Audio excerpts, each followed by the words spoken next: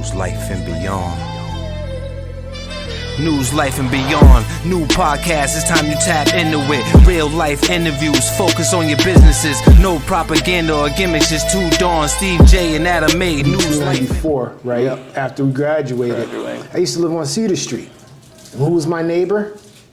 No, you. Me? Yeah, you lived there next door with your son's mother. Oh, yeah. Michelle. Yeah. Michelle Daniels. Yeah. Yep. So, yeah, we were neighbors, right? Going back and forth, at that time, right, I was on my second back surgery, right? And my ex was going on her second pregnancy, right?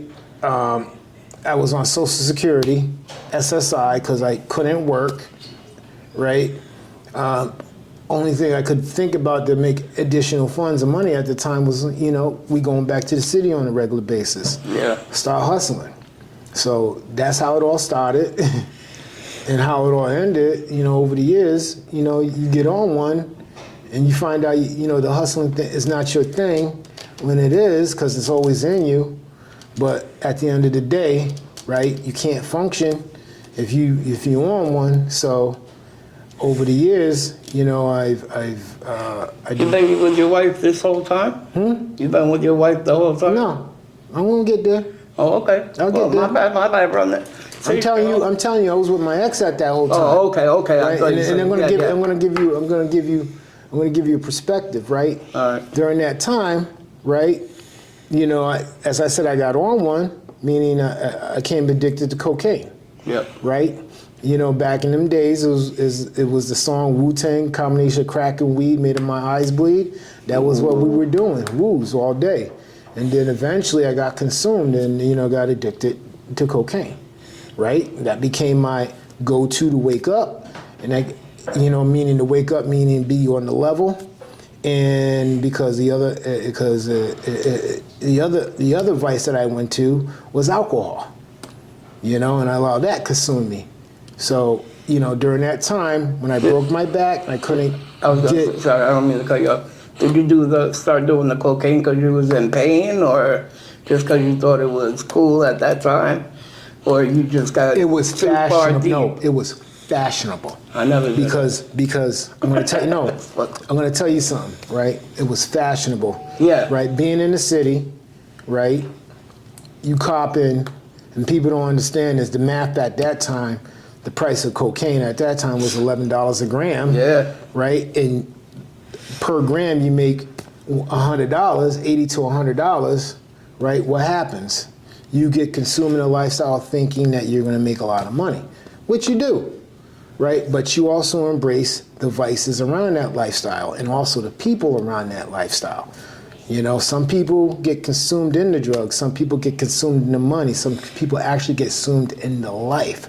And for me, I was consumed in the life because that was my catharsis, my release from my pain from breaking my back, my limited opportunities of able to achieve my goals. So that was my outlet.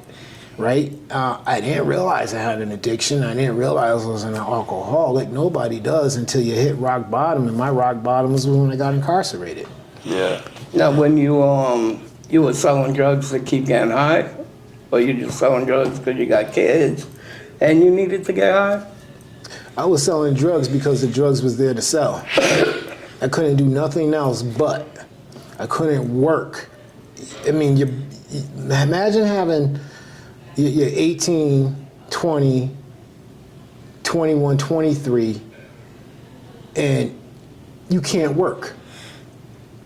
Remember, I started with TVCCA. I worked. I worked as a child, a young adult, adolescence, right? I watched my grandfather. He served 23 years in the Navy, 28 years of service at Electric Boat, and 23 years as a Connecticut Auxiliary State Trooper. I watched my mom work. I watched everybody in my family, be responsible. For me, that was my disconnect. And for me to find immediate gratification, I embraced what I thought was a healthy lifestyle. And I embraced the individuals around that lifestyle because, right, all you see is money, right? You don't see the drugs and you don't see the evil, what the drugs do around you and how it corrupts not just the mind, not just the body, but the soul, right? And for me, I looked at that and it came to a realization that, how can somebody submit their life to an inanimate object? An object that has no life, no form, but allows it to rule and control them, right? Their impulses, their desires, their wants and needs, right? Not even just to get high. Forget even about the high. The money, right? The money alone is a high, right? Touching, if I told you I touched bricks, if I told you I touched a seen amount of drugs in my life that, right, people be like, oh yeah, I flipped this, I flipped that, right? All I can see what really I touched was the devil. And when you realize that, right, you realize what you give over to that life, and right? And for me, my rock bottom, as I was saying, was when I became incarcerated and when I realized I had no control and no power over myself. It's embarrassing to squat and bend over and lift your balls in front of another man to tell you when to sleep, when to eat, and, oh, shut up, or I'm gonna write you up like a little fucking kid in school. It's embarrassing, right? So I seen what I gave over as not just myself, my dignity, and and the love that individuals instilled in me, right? Right. I seen that at that time. Now, mind you, I'm a father of 3 kids, right? With, like I'm stating, an ex that's not even involved in the kids' lives, right? I'm incarcerated to where I had to make a conscious decision to sign over temporary guardianship of my children, right, to either my mom or my ex's mother, right? Because I did that with my oldest son when I was supposed to do 10 and a half, so I know how that feels. So now, right, you're faced with adversity of going back and forth to court. I was going back and forth to court more in child support because they said we're not an intact family, and since we're not an intact family, you gotta pay child support. Well, we're not an intact family because I'm incarcerated. Other than that, we were an intact family. Other than that, I was provided. And this is one of the changing points, right? When I was going through a child support hearing, right? My mother was going through, because at that time I signed temporary guardianship of my kids over to my ex's mother, right? She goes on a power trip to not allow my mom or my family to see my children, right?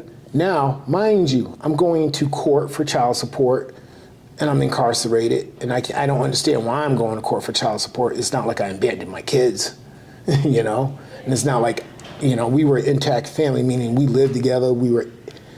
I just didn't have a child by 3 different women. I had 3 children by 1 woman, right?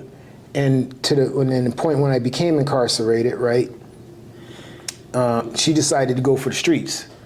Instead of being there for her children, you have to make a decision, right? And then you're reminded of that decision every time you go back and forth to a child support hearing. And then as I'm going through those hearings, right, my mother hires an attorney to advocate for her grandparental rights to see and be involved in my children's lives, right?